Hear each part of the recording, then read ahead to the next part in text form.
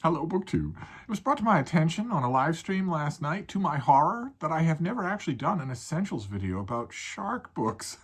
How is this possible? How could such an omission be? So I checked. It's a bit hard to check what kinds of videos I have made and have not made, since I've made a lot of videos, many thousands of videos. But I don't think I've ever done it. I think this might be true. So I want to rectify that in this video. I don't know that this will be a combination of an essentials video and a starter kit. All of these will work for you to begin your shark literature journey.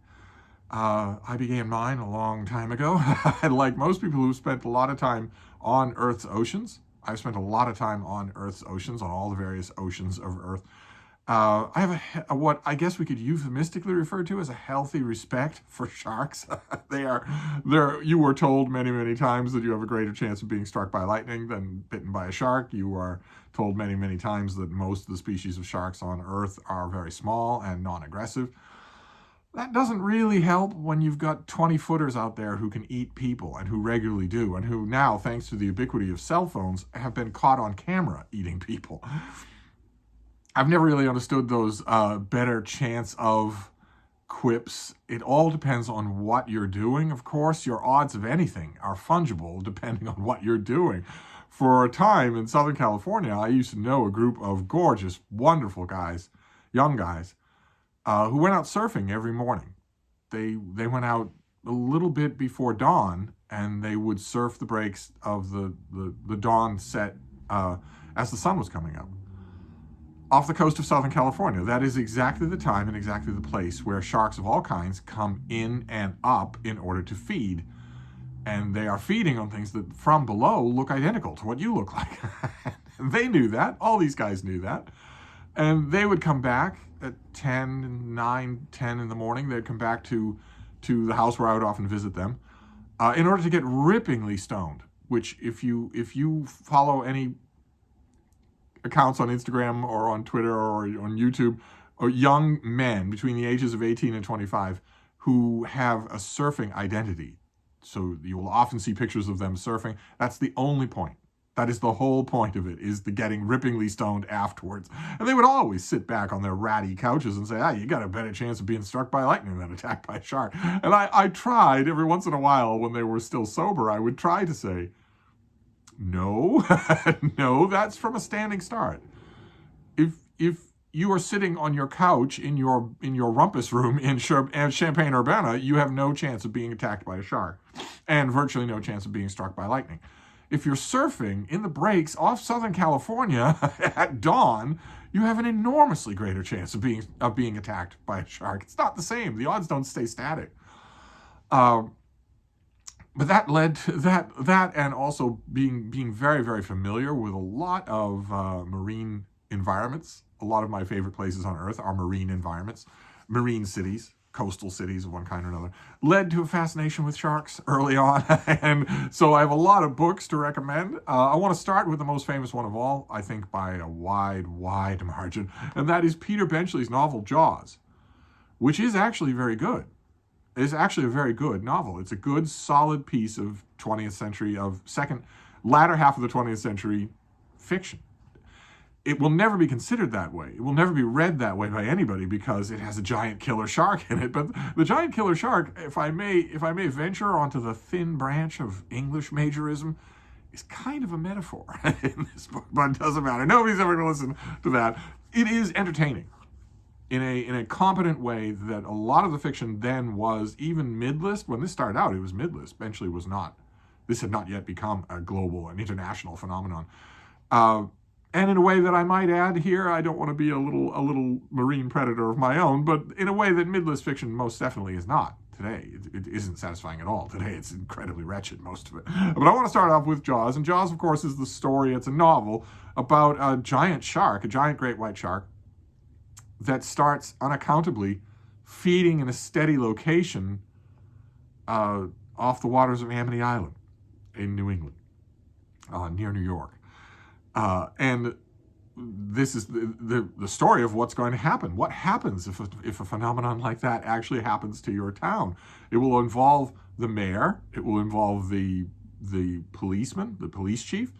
It will also involve the mob and all of the people involved, it will throw the whole world into turmoil.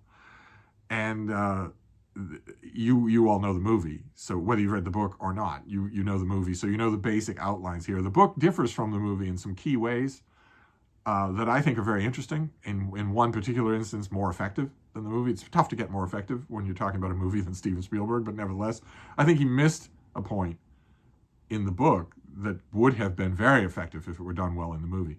But anyway, then we'll move on to Hank Searles, and this is his novelization of Jaws 2, the sequel to Jaws that I think is an excellent movie. I think it's really, really good. Not just in terms of the shark stuff and the thrills, although the cover sequence here, the sequence where a shark chases a water skier, is priceless. Just pricelessly done.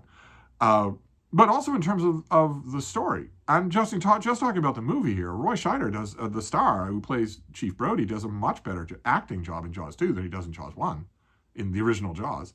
And the novel by Hank Searles is wonderful. I think it's criminally underrated. I mean, it's viewed as a novelization and a novelization of a sequel, so it's never going to get any serious attention from anybody, but it is a very enjoyable read. You will be surprised. It's also significantly different from the movie. So if you're familiar with the movie, I love the movie. I love Jaws 2 more than I love the original Jaws. But if you're familiar with the movie and you haven't read the book, you are going to encounter a lot of different stuff. There's almost no intersection. Even the famous water skiing scene is significantly different in the book. I think significantly better.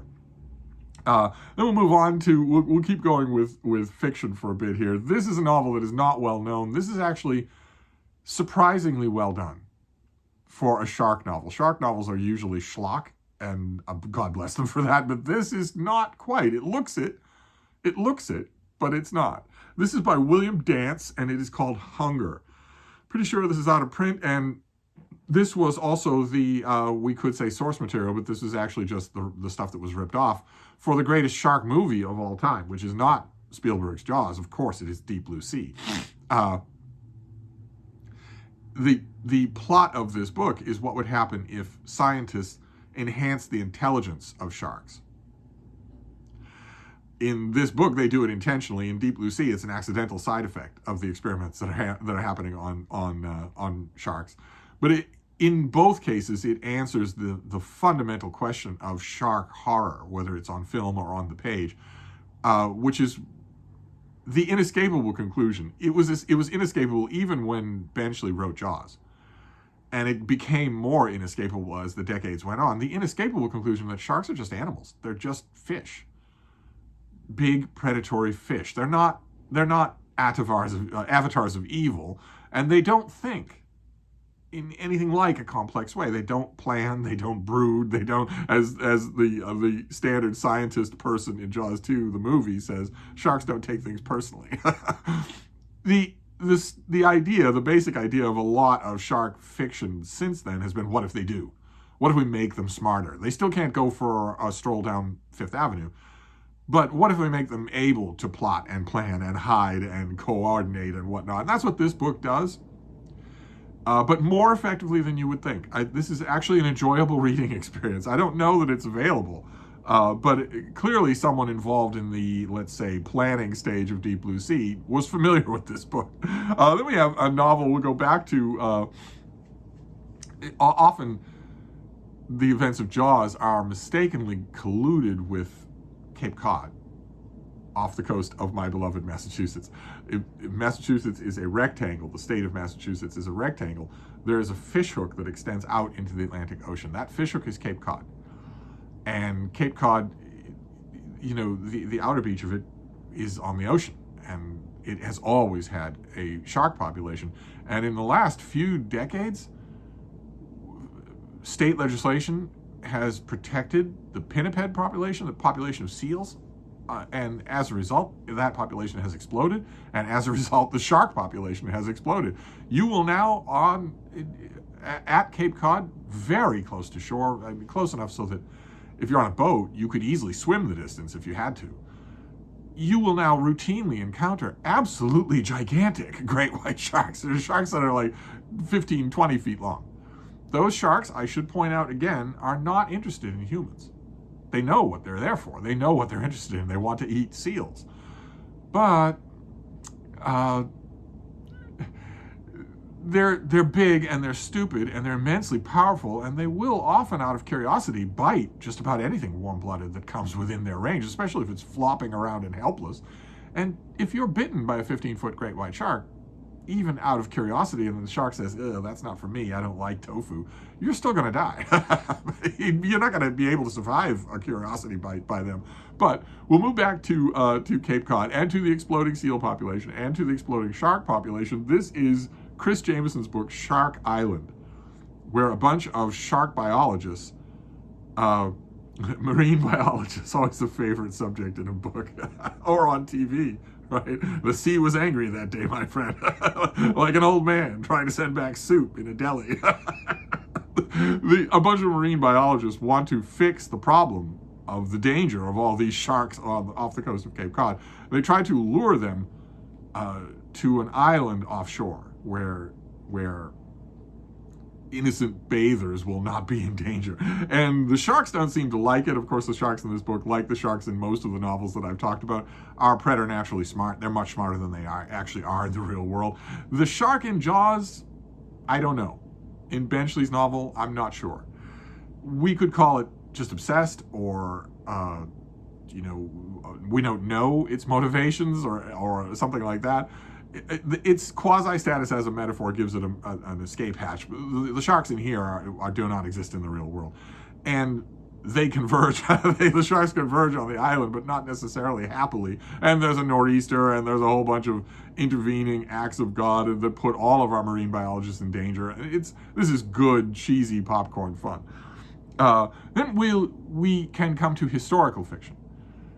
Still dealing with fiction here, because the most famous shark attacks in the world, aside from maybe the swarming attacks on the survivors of the sinking of the USS Indianapolis, aside from that, the most famous shark attacks in the world took place over a century ago, 1916, in New Jersey, on the Jersey shore, where one shark, killed a lot of people, killed and attacked a lot of people in a short span of time, including up the Matawan Creek, which has led shark experts to say for the better part of a century that it was almost certainly a bull shark. Bull sharks have a remarkable tolerance for switching from saltwater to freshwater, so you can find them way away from the ocean. There is, in fact, a pretty unimpeachable eyewitness who saw the shark swimming up Matawan Creek from the ocean, swimming underneath a bridge that spanned the mouth of the creek and heading inland. Benchley has often said that he took that series of attacks as his basis for Jaws, and there have been a lot of studies of what actually happened. There was a mania that took place in the area because of this marauding animal. It's fascinating to read about, but it's unavoidable that someone would want to make it into a novel, and a few people have, but only one person has done an actually good job of it. This is Amy Hill Hart, and this is Silent Came the Monster. And this is a novel about the 1916 New Jersey shark attacks, and it's really well done. It's not I don't think it's as skillful as what the novel Jaws is doing on the page, but that's almost irrelevant to say because no one can look at what the novel Jaws is doing on the page anymore. The movie Jaws has made that impossible. Whereas with this, you will be able to see. And those shark attacks in New Jersey in 1916 were, like I said, they were the subject of endless headlines, endless analysis, endless books and chapters of books since then, because it's so outrageous that a shark would stay in one place and attack lots of people. Sharks don't usually do that. They're not interested in humans. They might bite a human out of territorial touchiness or out of curiosity. See, I don't know if I would want to eat you or not. Humans are not all that palatable as food. We have very low, despite what you would see if you walk down any main street in America, we have a very low body fat content. And that's what sharks are mostly interested in. That's packed with the materials that they want. We strike them as fairly bony fare. So even after a curiosity bite that shows that you are full of blood, warm blood, and that you are completely helpless, they probably won't come back. Usually they won't come back. Which made these attacks in New Jersey a subject of fascination. And a while ago, probably 30 years ago, two books came out at the exact same time Every once in a while in the publishing world, that will happen, where somebody's writing a book of King Edward VIII, and somebody else is working on a book of King Edward VIII, and they don't know each other. They're aware of each other because they've been just missing each other and visiting the archives, but neither one knows the work schedule of the other, how close the work is to being done. Their publishers don't know. And then in a weird coincidence, both books will show up on the book market at the exact same time. That can be good news for an author and also bad news for an author. It's good news for an author because book section editors are always looking for a way to maximize their book coverage. They almost never have the space they want. If two books come out at the same time on the exact same subject, it's going to be natural for them to either go to a reviewer and say, could you review both of these together? Or get a pitch from a freelancer saying, I'd like to review both of these together, and they'll jump at that, which guarantees that both the books will get mentioned, but both of the books will get in front of the reading public. But it halves the interest. It halves the focus. So I always feel a little sorry for an author when that happens. And that happened with two books about the 1960s New Jersey shark attacks. We have a scholarly work by Richard Fernicola, 12 Days of Terror. This is bigger than the other book in question. It's far more detailed. It deals with lots and lots of historical and sociological phenomenon associated with this. Keep in mind, this was during World War I. So there was a whole bunch of sociological and historical stuff to examine about what happened here and what people thought about it. Was it part of German terror off the coast of the United States and whatnot? If you want that broader context for this story, this is the book for you. But at the same time, we got Michael Cabuso's book, Close to Shore, which is much more readable. It's shorter. It's mainly a narrative history of these attacks and the people who were involved. It's absolutely gripping, just gripping. I was overjoyed, of course, since I'm a rather pronounced shark fanatic. I was overjoyed when these two books came out, even though I was squinting a little because, I'm not sure that's good for either author that both their books are out at the same time. You're gonna, it's like I always say, if you are a book shopper in a retail bookstore, back when these books came out, that was possible. Books weren't $60 a piece. But if you're a retail shopper and you go into a bookstore and you're browsing around the new release table and you're thinking, oh, a new hardcover about the 1916 shark attacks on the Jersey Shore would be interesting, but I don't want two. Then you're going to have to decide. I think that simultaneous kind of publication ultimately hurts both authors. But this, if you only want one, this is the one to get. I hate to say it because Fernicola's book is really good too. But you take my own collection of books this collection behind me here as a perfect example. I only kept this one. I didn't keep the other one, and I have revisited it since. We're in the waning days of nonfiction November. This is a really good example of nonfiction done in a way that will definitely grip you. And reading about the 1960 New Jersey Shore shark attacks will make you curious about why sharks do what they do. What is this animal? Was it an immature great white shark that somehow managed to put up with creek water long enough to go inland and attack people? Or was it a bull shark? They're notoriously omnivorous. They're notoriously aggressive. They'll attack and dismember almost anything. It'll make you curious. One of the side effects of that story will make you curious. And that will bring us to this book. This is William McKeever's book, Emperors of the Deep, which is about all kinds of sharks. The gigantic, charismatic mega sharks, including the four man-eaters, the four known man-eaters, get the lion's share of the attention here, but so do lots of others. This is a really good narrative natural history of sharks just in general in the world. And we move from there. Of course, when you're reading Emperors of the Deep, it's unavoidable that you are going to be drawn to the great white shark.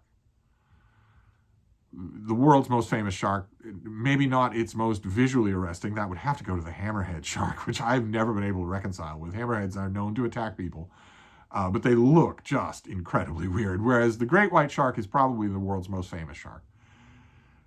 They get enormous. They are synonymous with deadly shark attacks, even though they share those statistics with a lot of other kinds, including tiger sharks, who are also visually arresting. And when you read Emperor of the Deep, you're going to be interested in great white sharks. So let's move on to a couple of books about great white sharks. This one is by Greg Scomo. It's relatively recent. It's called Chasing Shadows.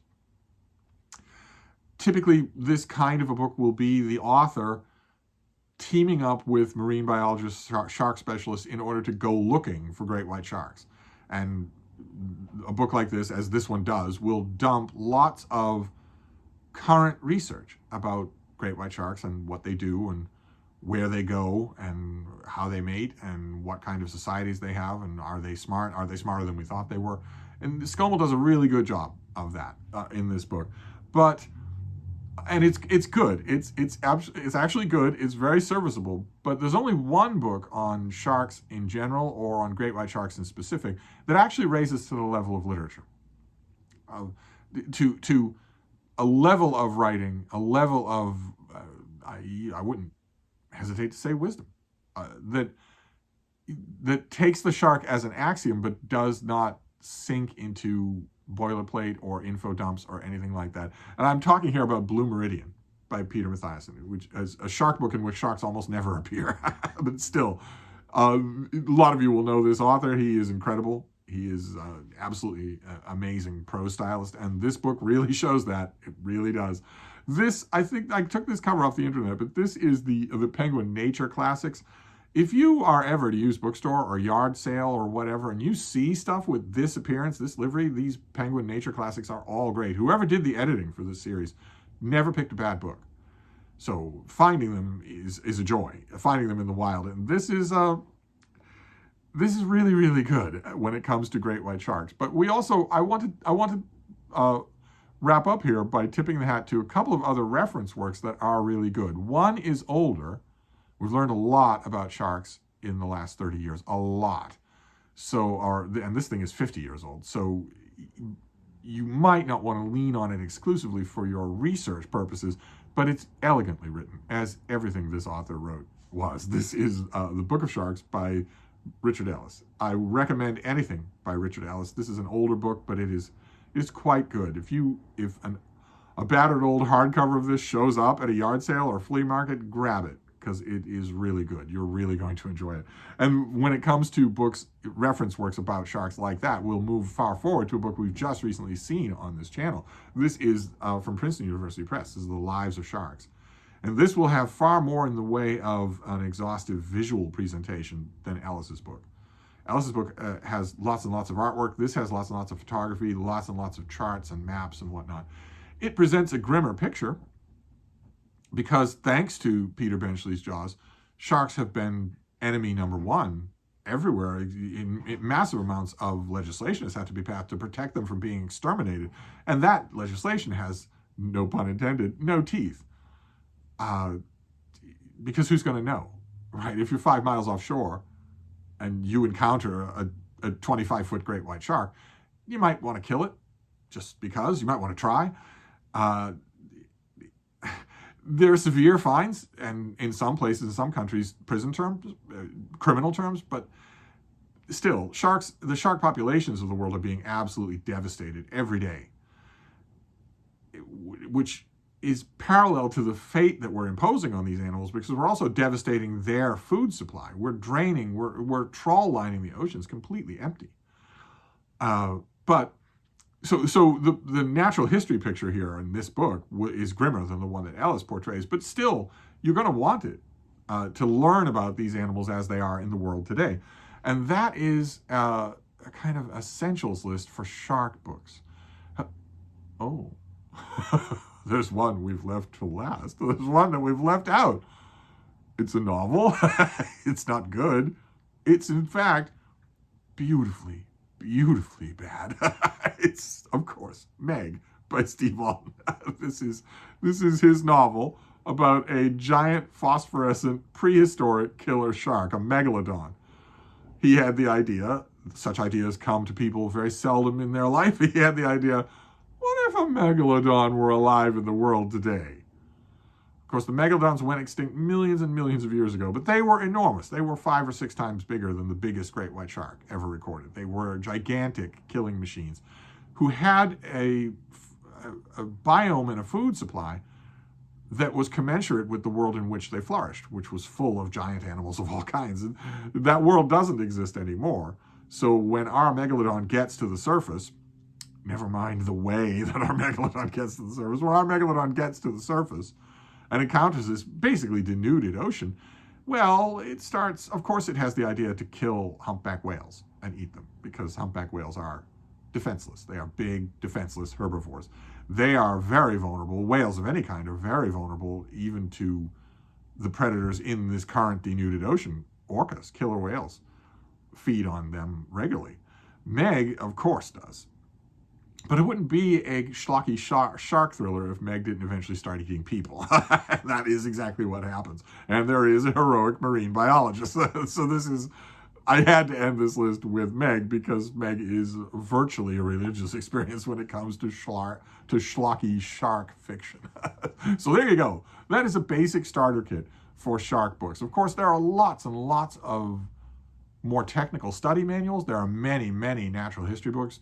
Dorian Kindersley, the Boston publisher, DK, does a great job with visual manuals. They have a couple of volumes on sharks that are well worth your time if you're mainly more interested in the visual aspect of shark anatomy and size and whatnot. There are many, many other books, but these will do just fine to start you off. So I'm going to wrap this up. That is your Shark Essentials list, and I'll be back. Thank you, BookTube.